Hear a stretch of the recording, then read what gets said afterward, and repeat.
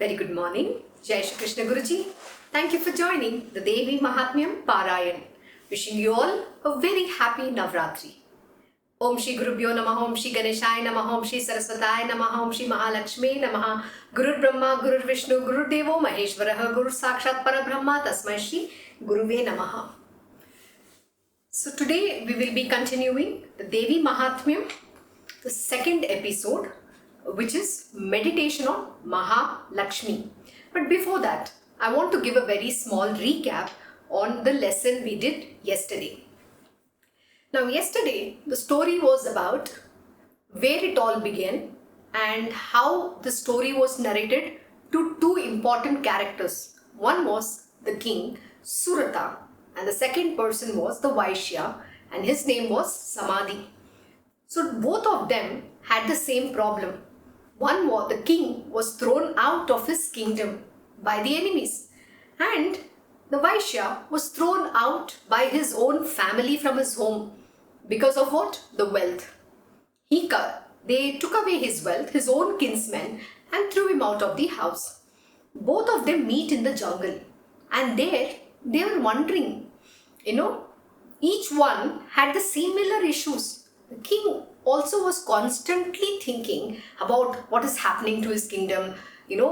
Are his family in good condition? Are his people being taken care? His animals, his horses, his elephant. He's thinking about every other thing possible. His mind is agitated and it is attached. Even though his enemies have thrown him out, he's still attached to that kingdom, his wealth, his possessions, everything. Likewise, the Vaishya is still attached to his family, his sons, his wife, even though they have done something very unfair with him.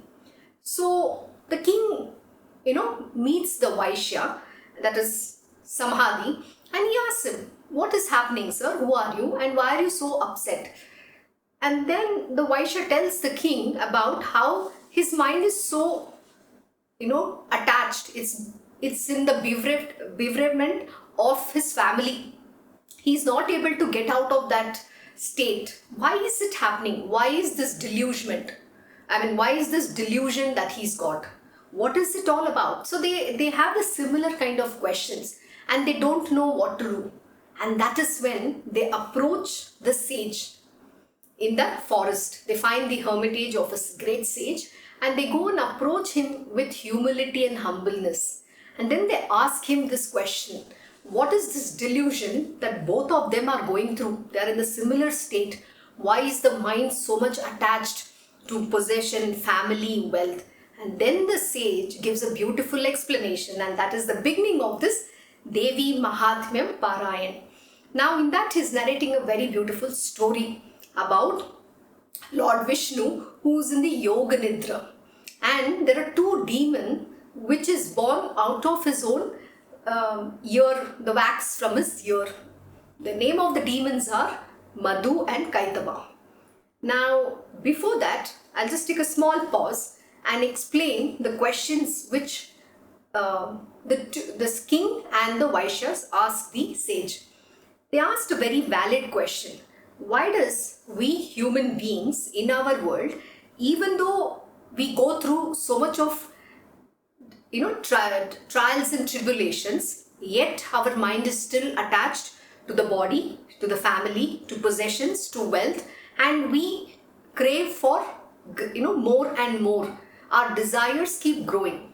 Why is this delusion that we have? What is causing this attachment? That's a very important question which all of us have to ask, because this is what is going to lead them to understand what is the purpose of this body, why are we born as a human being, and what is the real thing that we have to do in this world. And besides that, how to live the righteous way of life. That is extremely important. Not falling prey to our mind. See, this Devi Mahatmyam is a description of the greatness of the goddess. But this goddess is not outside. This is all within us. We are that great goddess. Only thing is we don't recognize that I am the Devi. There is no Devi outside of this body. But We become a crass human being given into our lust, greed, desires, too many other things in life. That is the first thing which you have to overcome. And the one who can help you overcome that, the attachments, bondage of the material world, every other thing is the guru. That is why they approach the sage. Without a guru, you can't get this realization. It is nothing but understanding the truth, the real knowledge, the truth about who am I, the truth about why do we worship or pray and celebrate these beautiful festivals. What is the significance of that? See, today in the material world, people blindly follow celebrating festivals. They don't understand the real meaning about what is the significance behind celebrating these festivals. What is the meaning? We don't even teach our children. What is it we're teaching them? We're teaching them to follow some blind belief. You must have learned from your mother, father, your family, your forefathers, just nothing but doing rituals. Even they didn't have any knowledge about it. And you're continuing on the same path. So what is the knowledge are you going to impart to your children? That is something you need to know first. So first get the knowledge. The right knowledge is very important. Then teach them, because they are the future generation and they need to have a good understanding so that their life can be better and they can have a better future for themselves. So coming back, so when the king, when they go, king and the Vaishya go and ask and approach the sage, that time he opens up this knowledge for them. So they're wondering, though we understand that this is desire, this is ignorance, we are not supposed to feel, we are not supposed to be attached, all that they understand, yet their mind is constantly thinking about it. Mind is like this muck. It's always going to tell you all the negative things. It's always going to talk about attachments, greed, lust, desires, bondage. All that is what mind is going to talk about. And who are there? They are the demons within us. See, the God and the demons live within our own body. How do you fight these demons and attain the divinity within you is all about Devi Mahatmyam. Understanding your own greatness. So coming back, in the story, the sage narrated to the king and the Vaishya about how from Lord Vishnu's ear wax, the two demons came out and they were trying to kill Brahmaji. Then Brahma lauds the great goddess. She's saying, please, Ma, you're the greatest. He offers her prayers, praises, and tells her, please wake up Lord Vishnu. He has to kill the demons now. So then Vishnu wakes up after the lord of the goddess, and then he tries to fight these two demons. Who are they? Madhu and Kaitam. What does Madhu represent? Madhu means sweet talk.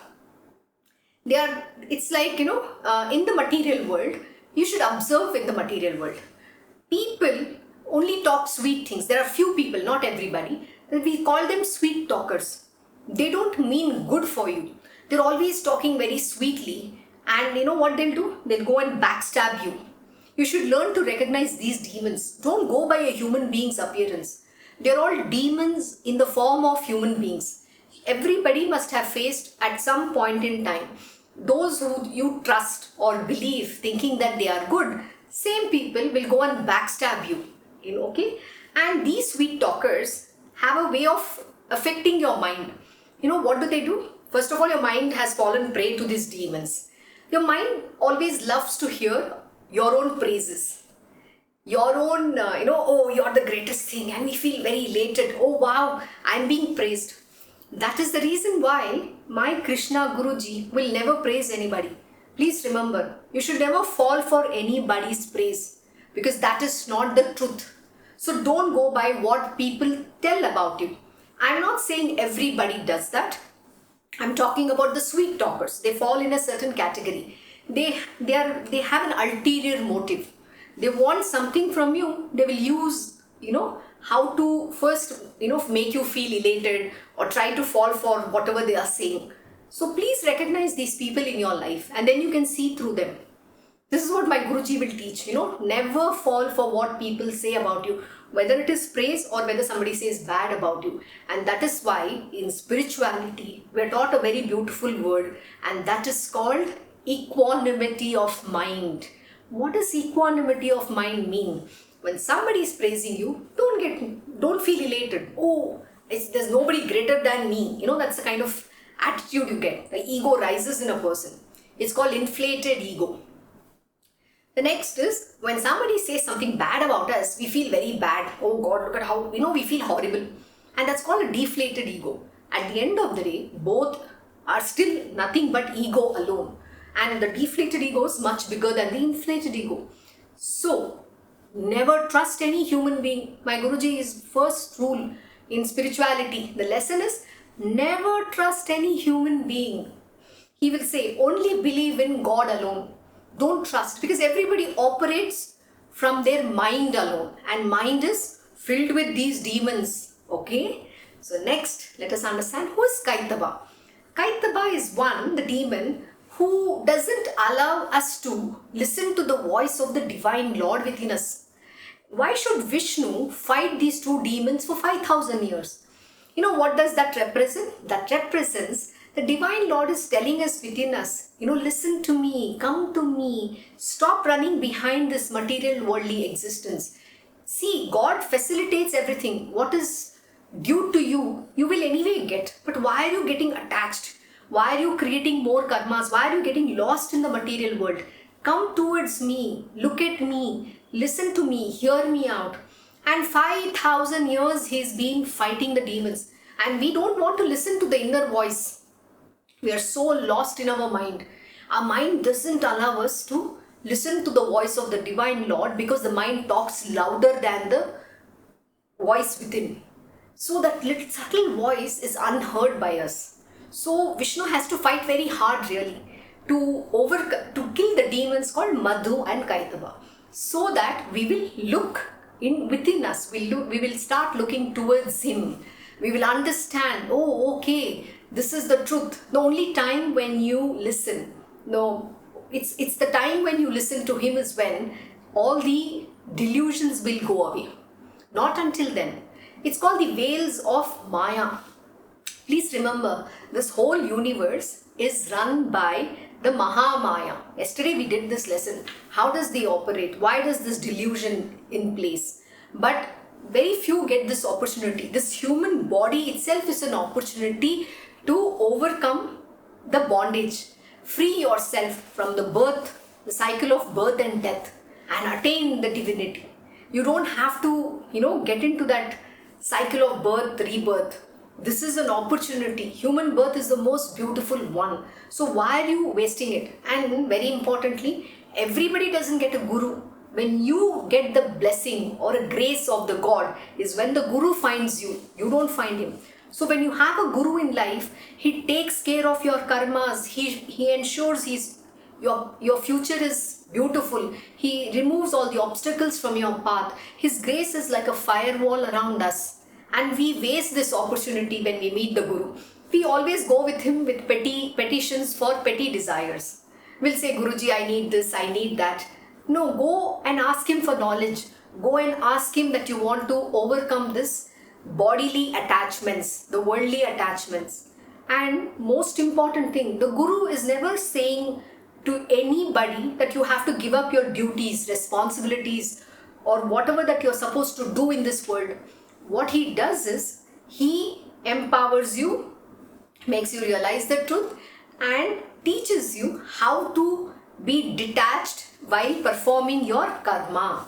That is the duties, whether it is to your family, children, wife, husband, parents, everybody. You don't have to get attached.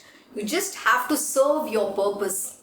You're, following the path of dharma, which is righteousness, and doing your swadharma, the purpose of your existence on this planet Earth. That is what the Guru teaches us. So when if you are the privileged one who has this opportunity to be with the Guru, please use it to the best of your advantage. When I say it's not about taking advantage, what I mean is you are blessed. You don't know how much of blessings are that. It's indescribable by words. You must have done something good, some good merits you have earned. That is why the Guru, you met a Guru, a real master I'm talking about, not some ordinary person in this world. He's the divine Lord Sri Krishna himself, is a manifestation of him. The Parabrahma has manifested in that form of a real Guru. So when you have the privilege of meeting such a great divine being in your life, don't waste that opportunity getting into the material worldly existence. Listen to him, follow his guidance, and you will be given the God you will be liberated. When I say liberation, it's not about attaining moksha. It means freedom from all the karmas, bondage, attachments, and your desires too. So let us continue. So with that, the summary of the two demons is that we should look inwards, we should listen to that little voice, the divine being, and not get carried away to what the demons say, whether it is sweet talk and one which doesn't allow you to listen. So pay attention to yourself. Understand these demons within you, and when you meet people outside also. Don't get carried away by how they look, what they have. We always have this habit to go by, oh, if a person is looking very beautiful, we say, oh God, they're a very good person. Beauty or handsome looking equals to good. That's not how it is. We have to always understand by their heart. It's not about how they look, what they have. It is about who they are. What is that? The beauty of the heart that matters. So use this knowledge, the power of discrimination, and apply it in your life. Okay? And most important thing here, the one very important lesson is, the sage is giving them the knowledge. He's opening up the knowledge about who they are, why is this afflictions or distress and bereavement that they are going through, why it is happening. Many a time, even if you think something happens in your life, you get worried, we get into distress, we worry a lot, we feel miserable. How do you overcome all of that and live a life like Lord Sri Krishna? He's represented as living a life like a lotus leaf. The water on the lotus leaf is untouched. So we also have to live like that. Okay? So let us continue and understand who are the different demons that we have to face in our life to overcome, fight within and outside, so that we understand the truth that I am this Devi and this is the greatness about who I am. Sorry for that. A short extended time, but thank you for listening to me. So let us continue today. The second episode, meditation on Mahakali. Wielding in her hands the string of beads, battle axe, mace, arrow, thunderbolt, lotus, bow, water pot, cudgel, lance, sword, shield, conch, bell, wine cup, trident, noose, and the discus. Sudarshana, she has a complexion of coral and is seated on a lotus. I worship here that Mahalakshmi, the vanquisher of the Asura, Mahisha. Oh wow! Today we are going to learn about who is Mahishasura in our life. Very interesting. So let us continue. Om Hrim, the sage said, long ago when Mahisha was the lord of the Asuras and Indra of the gods, there was a war between the gods and the Asuras for a full 100 years. In that, the army of the gods was vanquished by Asuras of great valor. Having conquered all the gods, Mahishasura became Indradev. Please remember this. Mahishasura became Indra. Okay. I will explain the real meaning in the end of once we finish reading all the verses. Okay. But keep in mind the names. Mahishasura became Indra. Then the vanquished gods, led by Brahma, the lotus-born, the lord of beings, went to the place where Shiva and the Garuda bannered god. The god narrated to both of them the activities of Mahishasura and the details of insults heaped upon the gods, just as they happened. He himself now wields the authority of the sun Indra, the fire, the wind, the moon, Yama, Varuna, and of other gods. The entire host of gods, expelled by the wicked Mahisha from heaven, wander across the earth as mortals do. We have narrated in full the deeds of the enemy of gods. We seek refuge in you. Pray, think about slaying him. Thus, having heard the words of the gods, the slayer of Madhu, what is Vishnu called? The slayer of Madhu, got angry, and also Shiva, their faces frowning with knit eyebrows. Then, from the face of the wielder of discus, which was brimming with fury, and from the faces of Brahma and Shankara, a great effulgence emerged. From the bodies of other gods, like Indra, a great effulgence emerged as well, and it all became a united mass. The gods saw there a lofty peak of effulgence looking like a blazing volcano, pervading the quarters with its flames. Born out of the bodies of all the gods, that unique effulgence, combined into one mass of light, took the form of a woman, pervading the triple worlds with its luster. In that effulgence, what was the light of Shiva? From that was formed the face. The tresses were formed from the light of Yama, and the arms from the light of Vishnu.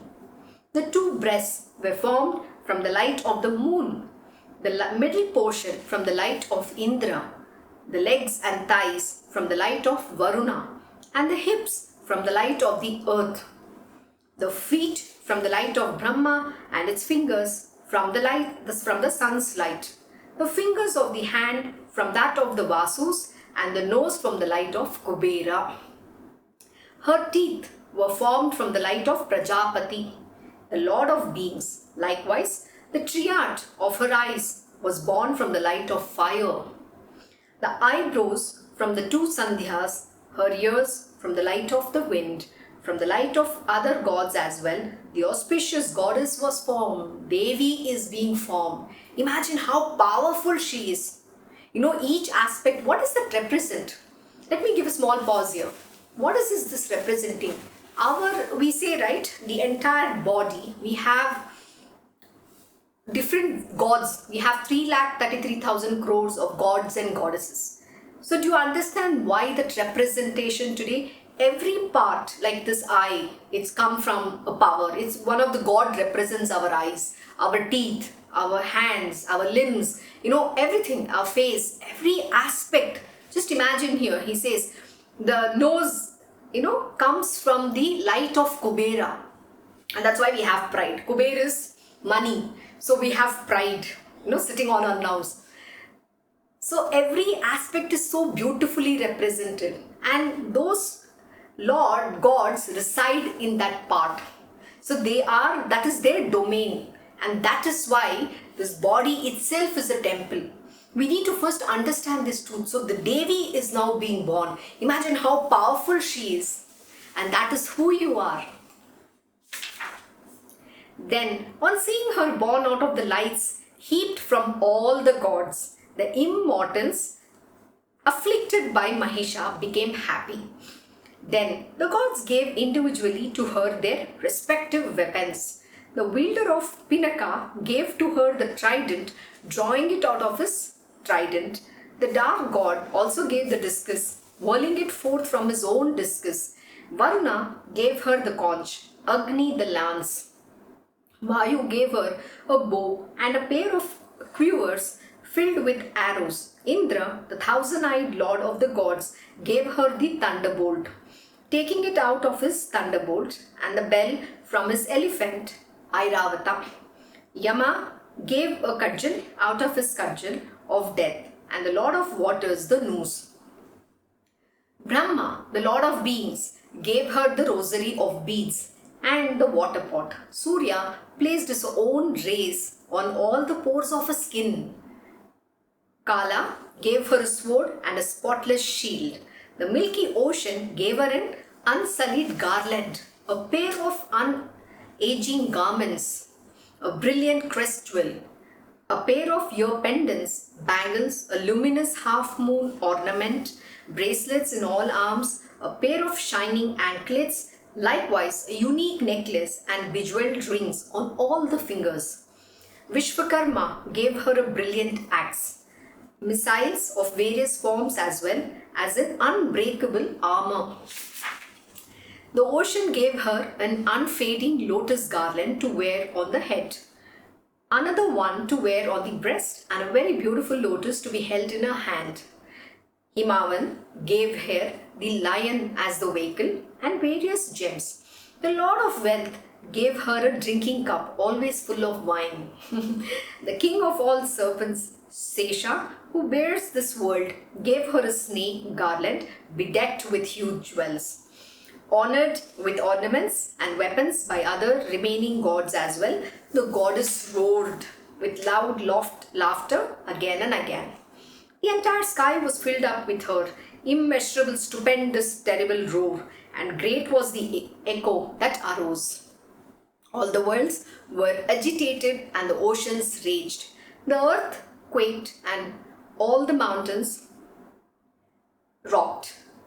Victory to thee, exclaimed the gods in joy to her, mounted on the lion, and the sages lauded her, their bodies bowed in devotion. The goddess, how beautiful is this goddess? Can you imagine? She's got so many weapons, she's got the perfect, jewels, her garment, her attire, I have to call her. It's so beautiful. Everything has come from a specific God alone. Everybody has given her the power. She's born out of the divine being. Yesterday when I was giving the introduction of Devi Mahatmyam, the background, and what are we actually reading, in that she says, I manifest, I take a human form to serve the purpose of the divine Lord. And who's the master of this universe? Lord Shri Krishna. And where is she born? She's born from his power. She comes from him, and all the gods have given her the weapon and their power. Everything. See, each god represents a domain and they have a specific weapon. They have now given her all that power. She emerges from that.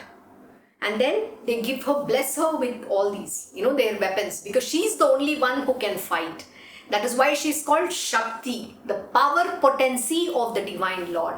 And this capabilities, and each of these weapons are the tools within us. It is called the capability, God-given capability. Have you heard this word many a time? Like, if you're learning something, we'll say, you have the capability in you, but you don't want to do it. We don't use these weapons that God has given us.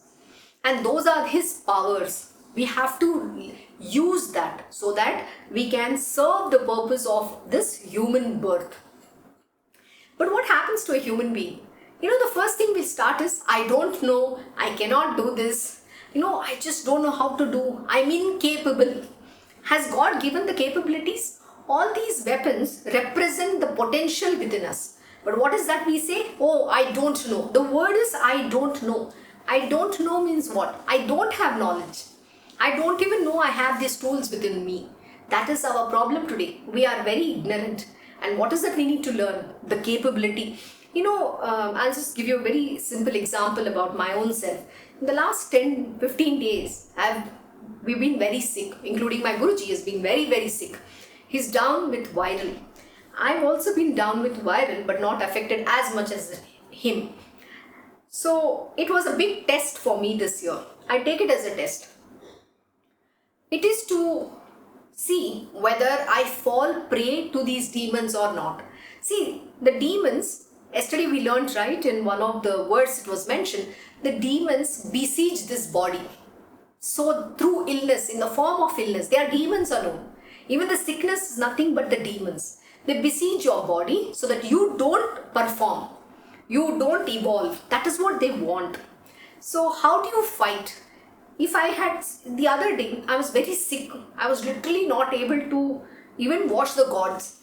But the determination is every single year, we do the Ghatastapana, we decorate them, we do the puja. I have not missed a single year because it is very important. So the test was whether I will give up or not. My Guruji said, if you're unable to do it, it's okay. We can do the puja later. He said you can shift all this thing. The demon's way, to provoke the mind. Oh, you're very sick.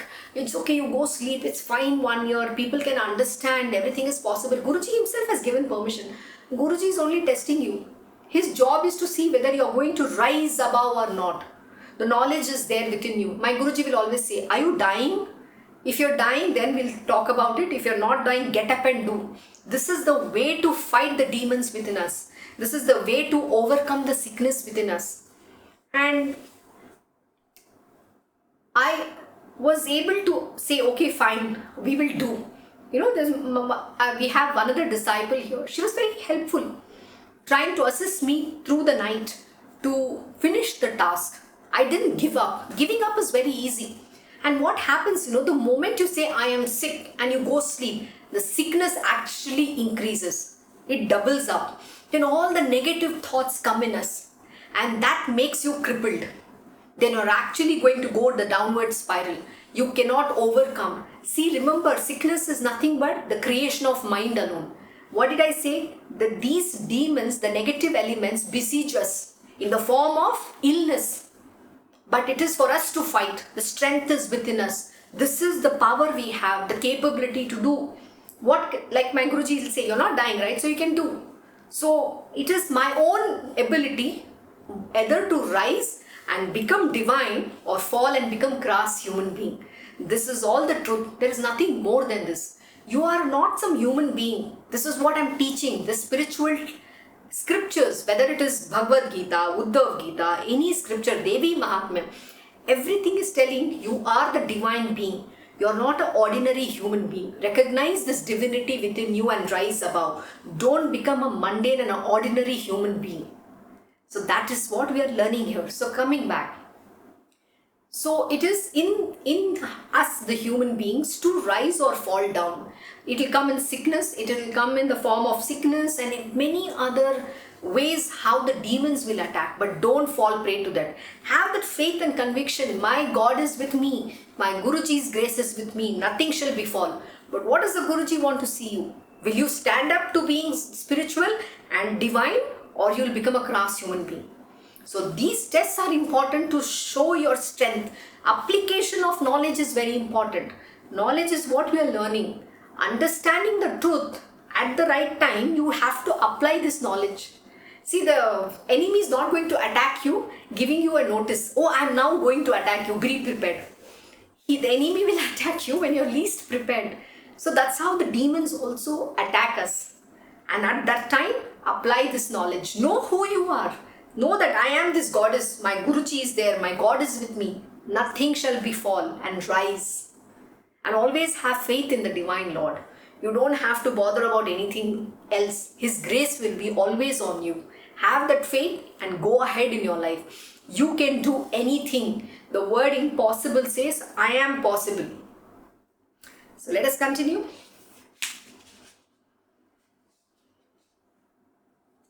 Seeing the entire triple world agitated, the enemies of the immortals marshaled all their forces and rose up with weapons uplifted.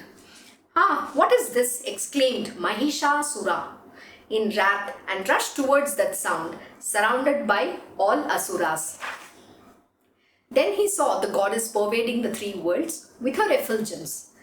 The tread of her feet bent the earth low. The top of her crown scraped the welkin high. With the twang of her bowstring, she shook the entire netherworld, and with 1,000 arms, she stood covering all the quarters.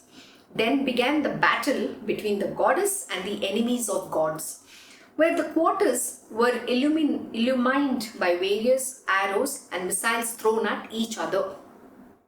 The general of Mahishasura, a great asura, Chikshura by name, and Chamara fought with the opponents, equipped with a fourfold complement of forces. A great asura, Udgra by name, with 60,000 chariots, and Mahahanu with a crore waged the battle. The great Asloma fought in that battle with 150 lakhs with Bhaskala. fought with 60 lakhs of chariots. Parivarita, surrounded by many thousands of elephants and horses and crores of chariots, fought in that battle. One named Bidala fought in that battle, surrounded by 500 crores of chariots. Other great asuras, tens of thousands in number, encircled by elephants and horses, fought in the war front with the goddess. In that battle, Mahishasura stood encircled by crores and crores of chariots, elephants and horses. And pistols, with swords, battle axes and halberds, they fought with the goddess in the fronts.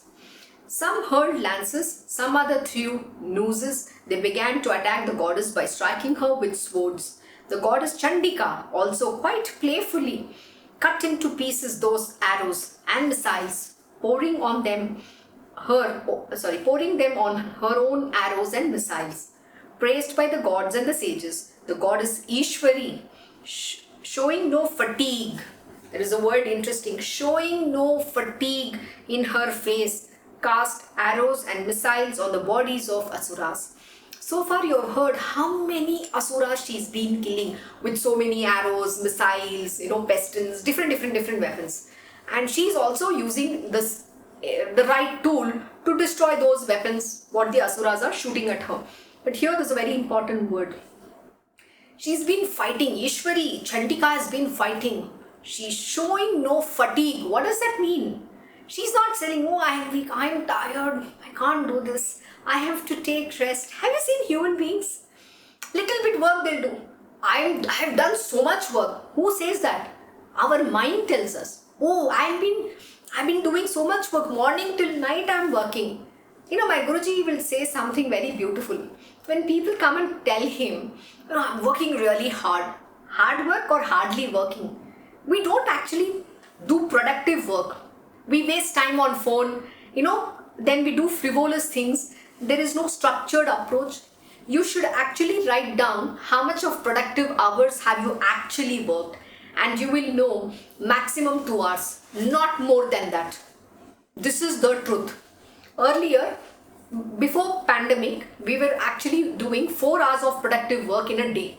And today, it has come down to 1 to 2 hours. That is all the maximum productive hours that we are using. And what is this that we keep talking about, complaining? I am sick, I am tired, I don't have time. Oh, this is a very fantastic word which everybody uses. I don't have time, I'm very busy. Busy with what? Instagram, Reels, Facebook, what else you're busy with? People are, scrolling. This is Kali Yuga. Tamas is on the rise. We have become very tamasic in nature. What does that mean? Lethargy, inertia has already crept in us. We are full of inertia and lethargy. Indiscipline to the core. What we'll say? I'm so busy. People are sitting, I don't know, that's another very important thing. Amongst the old people, they'll be sitting in front of this idiot box. 24 hours watching the TV. I don't know what is there in the TV. Utter nonsense soaps. Some old people will watch some sports or some soaps that go. I don't even understand what is that you do. Why are you wasting your beautiful life? Why are you not thinking about God? Why are you not taking the Lord's name? And have you seen, if you meet any old people, the first thing they'll start off is, I had this, I had to take this injection, I had this sickness, I had this, I had that. You get frustrated because the first thing they look at your face, they will start with their sickness. History, laundry list of sickness they have. It's like a bucket list, it's like a bottomless pit. And they invite more sickness to themselves. And who is creating? They themselves. There is actually no sickness, nothing is wrong with them. See, everybody has to go through old age or whatever that is. It's a phase in life. You just have to be healthy. And you don't have to think, oh, I become old, I have all the sickness in this world. Who is creating? That is why healthcare industry is becoming $1 trillion industry. Oh, you people are actually making money so that you can pay your healthcare bills. Why? Because you become indisciplined. You're not doing things in time. So my Guruji teaches a very important lesson, and that is called becoming disciplined. Consistency is key. Consistency is zeroed especially today, in today's day and age. Nobody is consistent at all. One day we'll get up in the morning. Next 10 days we'll not get up at all. So where is the question of you being disciplined or consistent in your approach? So this is what has happened to us human beings, especially post-pandemic. Don't let yourself get into this mode. So here you should know the power that Devi shows. Showing no fatigue. She doesn't say, I am weak, I am tired, I can't do this, I need a break, I have to sleep. If we do this, we are gone. We become a mere mortal in this world. So stop giving yourself any of these negativities and reasons for not doing your job in time. So Ishwari, showing no fatigue in her face, cast arrows and missiles on the bodies of the Asuras. See, she's fighting, she's killing continuously. She is not tired. Everybody will have to get tired because she is power. And the lion also, the mount of Devi, shook its mane in fury and roamed amidst the armies of the Asuras like fire in the forest. See, her vehicle, Vahan, is lion. It's also like the power of Devi. It's not tired. So you should also have, BMW, Mercedes, that is your vehicle. No, that's not what I meant. So you need to have that power, that tool that you use, efficient to do your job. The size that the mother fighting on the battlefront, heavy became immediately her hosts in hundreds and thousands. Heaved became immediately her hosts in hundreds and thousands. So they are expanding. More hosts are coming. So many number, thousands in numbers. Aggrandized by the force of the goddess, these hosts fought, destroying the hosts of Asuras with battle axes, javelins, swords, and halberds. In that festival of war, we are calling it festival of war, some of the hosts beat the drums, some blew conches, and others played on mridangas. Then the goddess killed the great Asuras in hundreds by means of trident, mace, lance, double-edged swords, and ordinary swords. She felled certain Asuras to the ground by making them stunned with the sound of her bell. Certain others she dragged along the ground by binding them with a noose. Some were split in two by the severe fall of swords, others smashed by the blow of a mace were laid on the ground. Severely struck by the pestle, some vomited blood. That's gross. Rent by the trident in the chest, some were fell on the ground. In the battlefield, some of those who afflicted the gods were caught in a flood of arrows, leaving no space in their bodies unstruck. Resembling porcupines, they breathed their last. Some had their arms cut, some others their necks. Heads of some fell on the ground, and others were rent asunder in the middle. Some other great Asuras, their legs cut off, fell on the ground. Some rendered one-armed, one-eyed, and one-legged, were again rent into two by the goddess. A few, their heads cut off, fell and rose again. Others danced in the battlefield, in tune with their battle drums. The trunks of other great Asuras, with swords, lances, and double-edged swords still in their hands, their heads just cut off, shouted at the goddess, "Stop, stop." The place on the earth where the great battle took place became impassable on account of the chariots, elephants, horses, and Asuras felled underground. Streams of blood from the Asuras, elephants, and horses became in no time huge rivers and flowed amidst the army of the Asuras. Thus, the mother, in a moment's time, led to destruction the great army of the Asuras, just as fire would, a huge stalk of wood and grass. That lion also, shaking its mane and making a terrible roar, prowled about, searching as it were the life breaths in the bodies of the enemies of the immortals. The goddess, with her hosts, fought with the Asuras in such a manner that the gods were pleased and showered flowers from the heaven. Here ends the second of Devi Mahatmyam in Markandeya Purana during the period of Savarni the Manu. We'll continue with the third chapter, because now I will have, after the third chapter, in the end, I will explain to you who is Mahishasura and other demons who are going to now be born. The sage, third chapter, the sage said, seeing that army being slain, the great Asura, Chikshura, the commander-in-chief, proceeded in anger to fight the mother. The Asura rained showers of arrows on the goddess in battle, just as a cloud would pour in showers of rain on the peak of the Meru mountain. Then the goddess, playfully cutting asunder the volley of arrows, killed his horses and their driver with her arrows. Immediately she broke his bow and his banner, flying aloft, and with swift shafts struck in the limbs of him whose bow had been broken.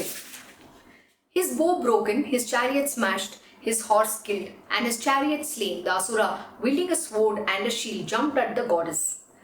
With terrific speed, he struck the lion on the head with a sharp-edged sword and hit the goddess on her left arm. O delight of kings, the sword, the moment it touched her arm, broke into pieces. Red in the eyes with anger, he took the spear. The great Asura hurled a weapon resplendent with luster at Bhadrakali, as though he was hurling the orb of the sun from the skies. Seeing the spear coming upon her, the goddess released her spear. It broke his spear into 100 pieces, as well as the great Asura. When that general of Mahisha, of great valor, was slain, Chamara, the afflictor of the gods, came forward, mounted on an elephant. Now, one after the other, the Asuras are going to come. Mahishasura is still not come, who is going to come and see what happens. He hurled his lance at the Devi, and the mother immediately with a grunt made it fall to the ground, lusterless. Seeing his lance broken and fallen, Chamara, filled with anger, hurled the spear. She broke it as well with her arrows.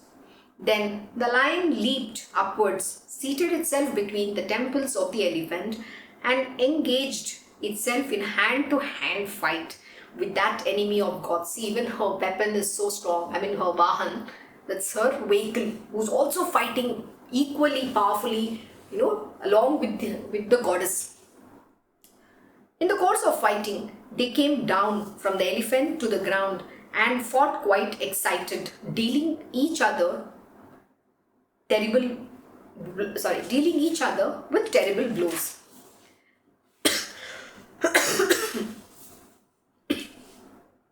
Then the foe of beasts leaped to the sky with force, and from there sprang on Chamara, severing his head with a blow of its paw. Udagra was killed in battle of the Devi by means of rocks, trees and the like. Karala was brought down by biting with her teeth, hitting with her fist and slapping with her palm. Did you see? I mean, if you listen so far, the Devi is using different kinds of weapons to fight the demons, because the demons don't attack in one aspect or with one weapon. They come in multiple forces in different forms at different times and use their power to destroy you. And that is why the gods have given her all the kinds of weapons so that she can kill the demons using the right weapon. So what is very important? Right tool is very important. That and how to use the tool effectively should also be understood. The Devi in wrath pulverized Udhata with strokes of her mace. She slew Bhaskala with a javelin, Tamra and Andhaka with arrows. The great goddess, possessed of 3 eyes, smote and slew Ugrasya, Ugravirya and Mahahanu with her trident. By her sword, she made the head of Bidala fall from the body and sent Durdhara and Durmukha to the abode of death by her arrows. Imagine how many demons is the Devi killing. It's not 1 or 2, it's in thousands. And she's not tired. So please remember this word. She's not even having a little bit of fatigue at all. Seeing his own army being demolished, thus Mahishasura terrified the hosts of the Devi with his buffalo form. What form? Mahishasura is now terrifying the hosts of the hosts of the Devi with his buffalo form. So let me finish this and then explain what does these forms represent in us. Hitting by the muzzle some, trampling by the hooves some other, lashing by his tail some, tearing by his horns some others, with sheer speed some, with bellowing and whirling about some others, and with the blast of his breath the rest. He laid the horse on the ground. And after laying low the horse of Paramtas, that Asura leaped to slay the lion of the great goddess. Seeing this, the mother became angry. How can you touch my Mahan? He too, of great valor, pounded the terrain with his hooves in rage, threw about the mountains with his horns and roared. Crushed by his whirling speed, the earth crumbled into pieces. Lashed by his tail, the ocean flooded everywhere. Broken by his moving horns, the clouds went into pieces. His heaving breath he lifted up mountains in the sky and brought them down. Seeing the great Asura, bloated with rage, advancing towards her, she, Chandika, assumed an angry mood in order to kill him. She threw the noose over the great Asura and bound him. Thus, bound in the great battle, he left off his buffalo form. What did he do? He left off his buffalo form. So let me finish 5 more words and then I'll explain what does each thing represent in us. Then immediately he became a lion. No sooner the mother cut the head off than a man appeared with a sword in the hand. Now he left the lion form and now he took the form of a man with a sword in the hand. Soon the goddess cut the man asunder along with his sword and shield.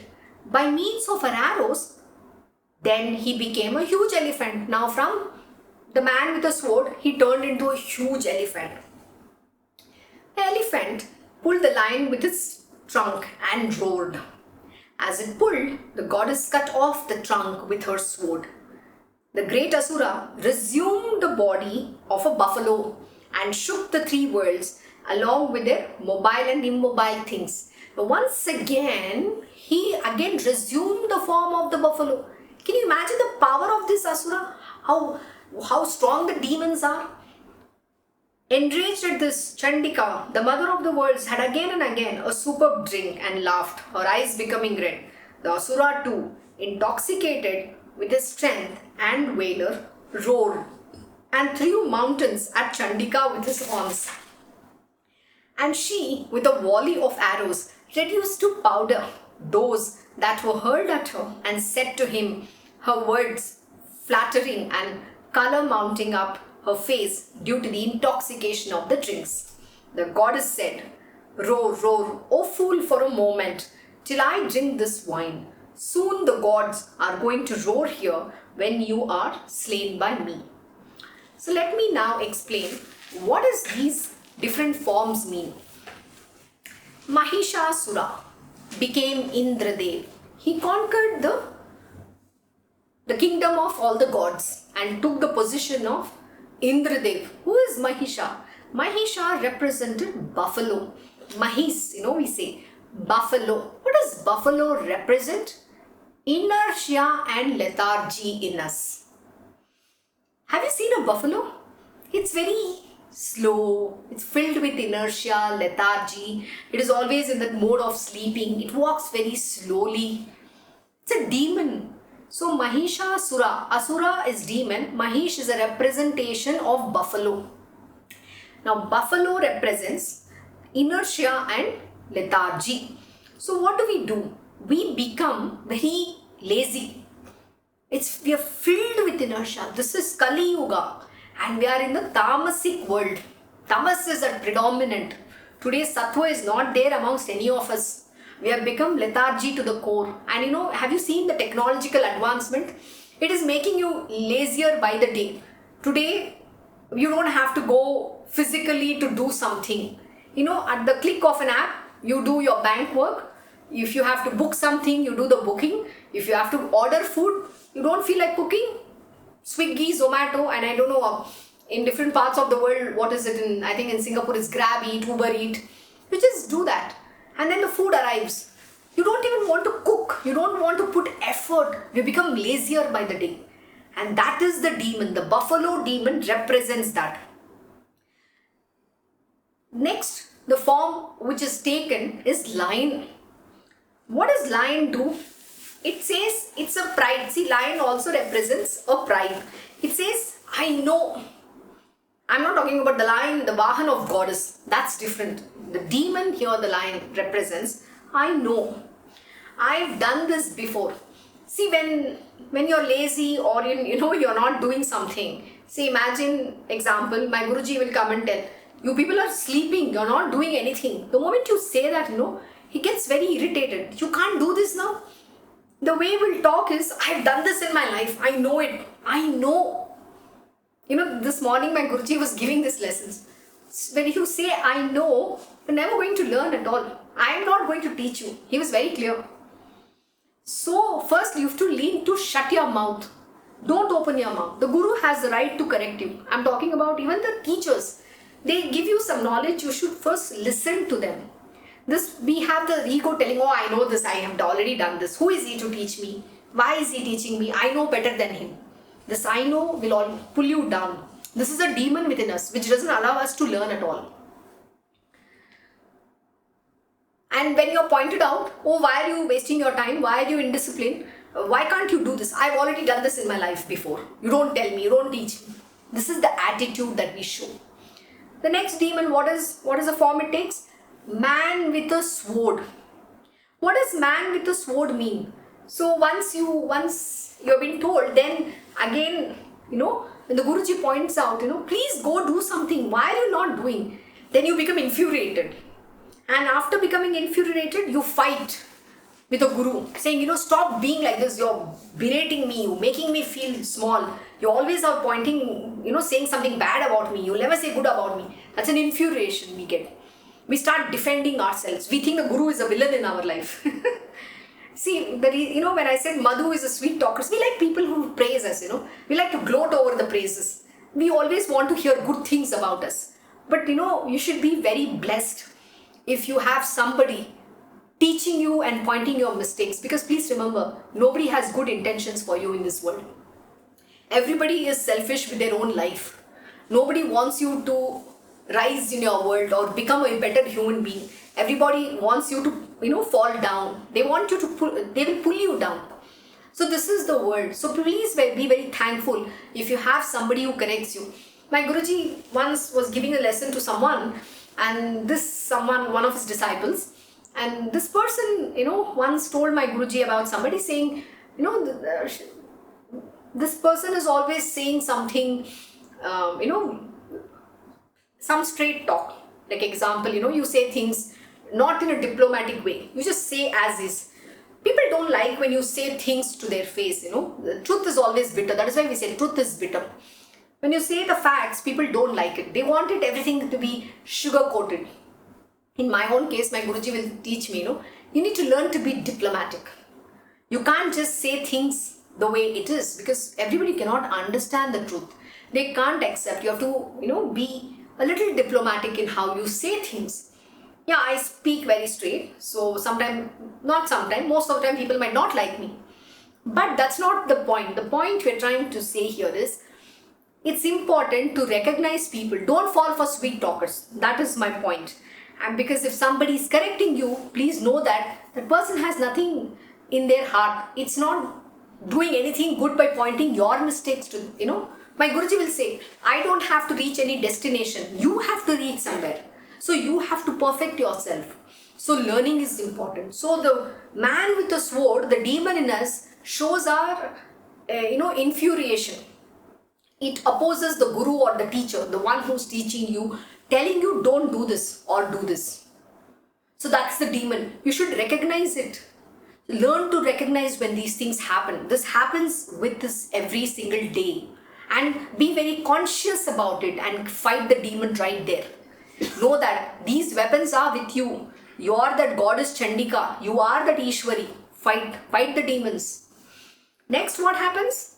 From the man with the sword, he takes a form of elephant, a mighty elephant. What happens? Elephant also represents your ego, arrogance and pride. And you'll think no end of yourself. Oh God, I've done this, I've accomplished this in my previous things. I'm a TED talker, I have 4 million followers, I've done this great things in IBM. People have different examples to say. I've written a book, and people will say, you know what, I'm the chairman of a company. Whatever that might be your accomplishment, and that gets to your head. Pride, ego and arrogance. Never let it get to your head. You'll think no end of yourself. And all these things are not going to make you rise anywhere. It's actually going to pull you down. The demons don't want you to rise. And then what happens? Once again, it becomes from elephant, again he resumes the form of buffalo. Then again we go back into inertia and tamas. The elephant, when I say you become pride, you become egoistic and arrogance, you know what that is? I will show him up. I will show who I am. I'll show what I can do. Only for a momentary time. And then it resumes back again the form of buffalo. Now who has become the king of Indradev? That's your mind. Mahishasura.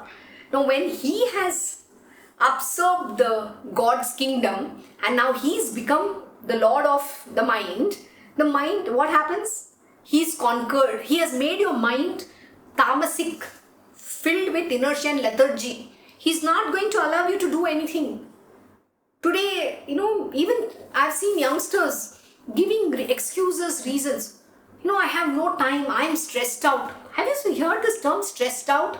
That's a new jargon of today's generation. I'm stressed out, I just don't know. And people go visit, they have shrinks to go and de-stress themselves. What nonsense is that? Shrinks? What is your age, yeah? I don't understand the logic behind all this. Why? Because we have fallen prey to the buffalo demon. He's conquered our mind.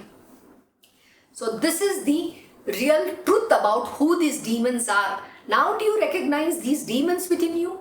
You are this goddess. Now you have to fight. There is nobody from outside who can fight these demons within. You have to fight. You need to understand this power within you. This great goddess is not outside. She is within you. She represents all this power within us. I am that Devi Chandika. I am that Mahalakshmi. I am that Mahakali. There is nobody else. All these weapons and different aspects lies within us. Use the weapons. Rise above and conquer the demons. If you have any further questions, you can always write to me. So let us continue. I hope you understood this explanation, but you want anything in more detail, I'll be very happy to do so.